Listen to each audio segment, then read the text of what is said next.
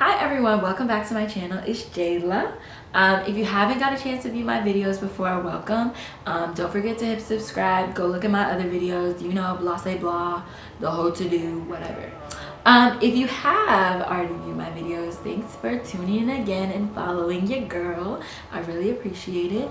I'm gonna really try to make my videos a lot shorter because I tend to go on rants. So with that being said, I'm just gonna jump right into it. In my last video, I posed the question, which was, how has the sexualization of women in today's media challenged the double standard of women? After talking to a couple of you, I have got, you know, a few points that I would like to touch on, so it's lit.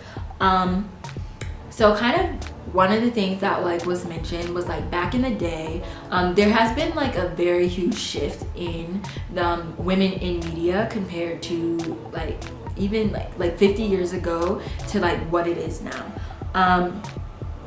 Back in the day, there really were a lot of women that were playing nurturing roles, mothers, things of that sort. And with these nurturing roles, the women were often very modest, you know, not very risque. And if they were kind of looked down upon in the, I don't know, in the show. I don't know. There was a negative connotation tied to that.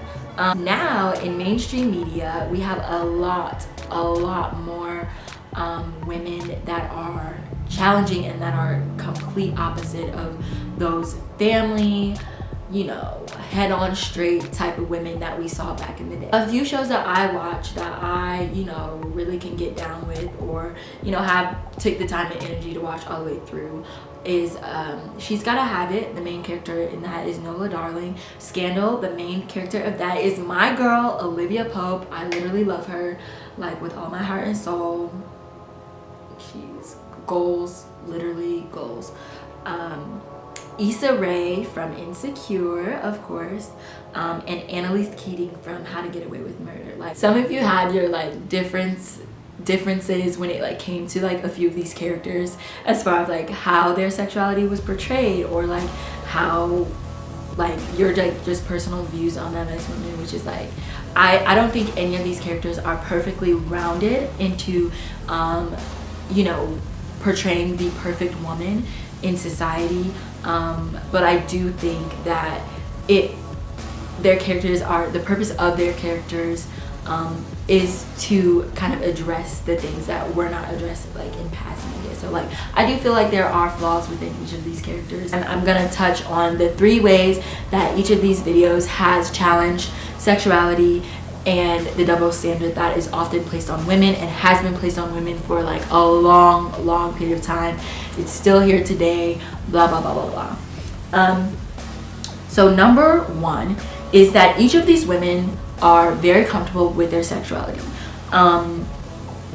They feel very liberated by their sexual encounters with their partners, or they feel very held back with their sexual encounters, and that could be on an emotional level because situations are going on in their life. However, I feel all of these episodes really do capture a woman embracing her sexuality and not really feeling shamed about it, which is something that is wow. Some of the stereotypes that it challenges is the idea of the body count, which I know is oftentimes seen in today's society as women are supposed to have a low body count, they're supposed to be modest, you know, a key that unlocks every door is a good key, but a lock that opens to any key is a bad lock, whatever, that type of stereotype. I don't know if any of you have ever heard that saying, but it definitely, each of these characters challenges that, and I don't know, they just do whatever they want to do. It shows that each of these women have control over what they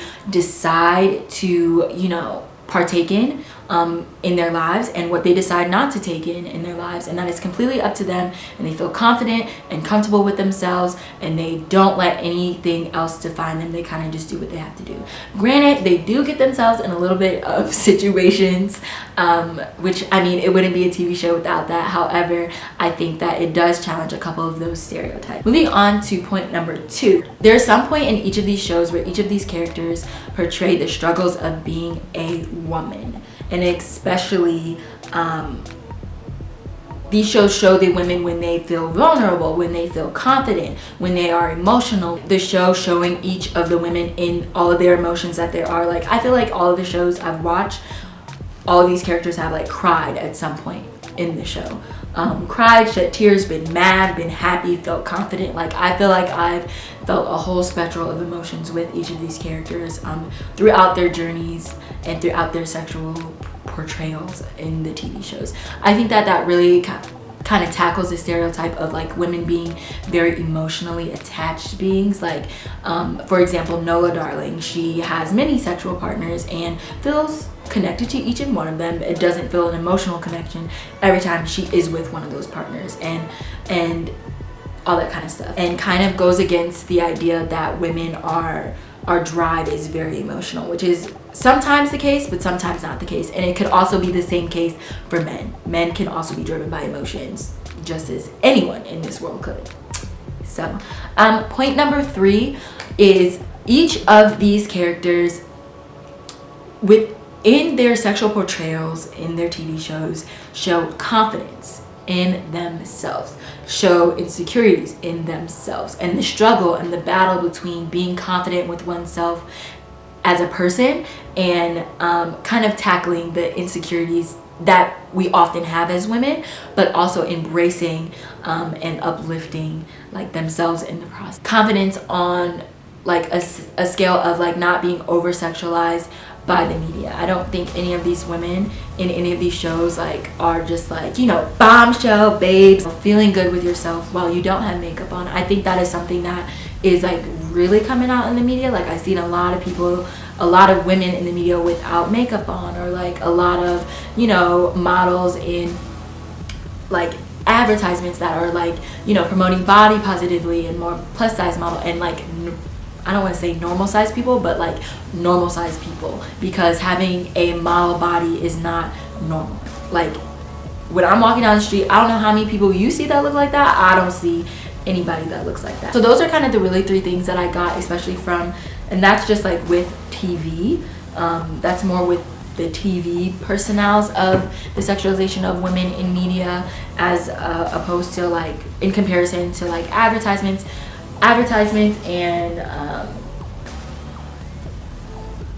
modeling and like all that other kind of stuff. So I kind of like took that kind of stance on it. Even though those are the 3 things that I feel like the sexualization of women in media today has done on a broad scale, it'd be very different for everyone, especially how you view sexuality in your own life. So it definitely isn't like these are 3 things that every woman should feel and they should relate to like at all.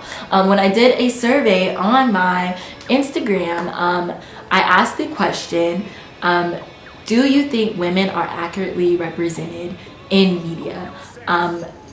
Not to my surprise, there was an outstanding vote of 97% of people believe that women are not accurately portrayed in media, and 3% of people believe that they were.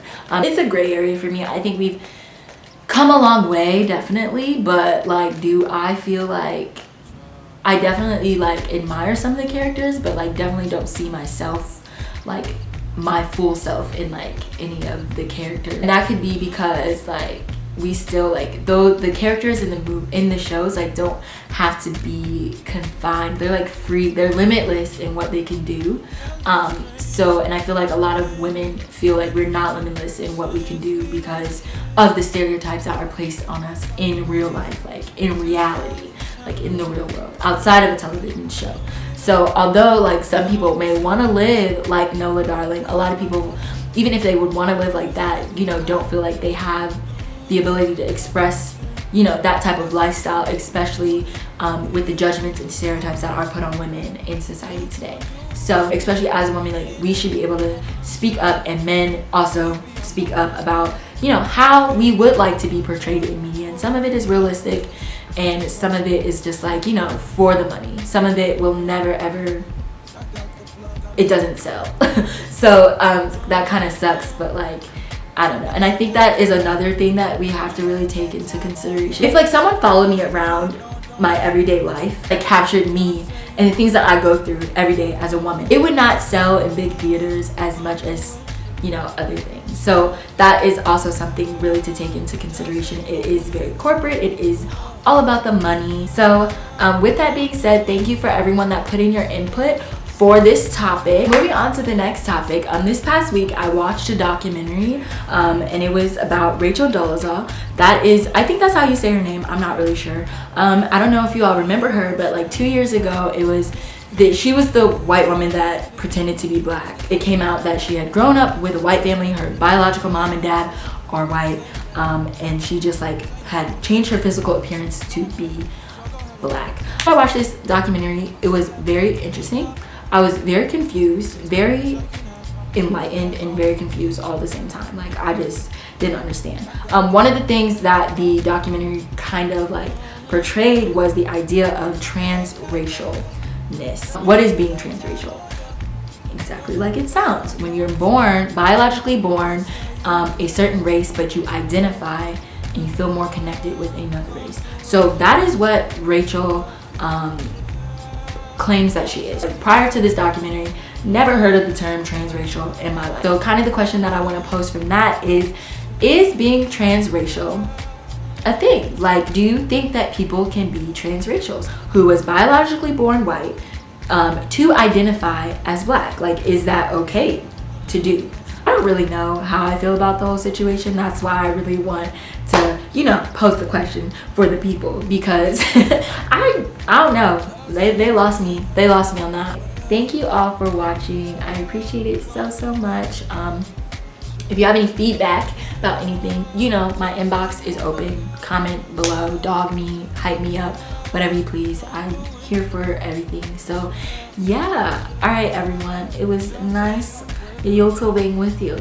If you be the cash, I'll be the rubber band. You be the match, I will be a fuse. Boom, painter baby, you could be the muse.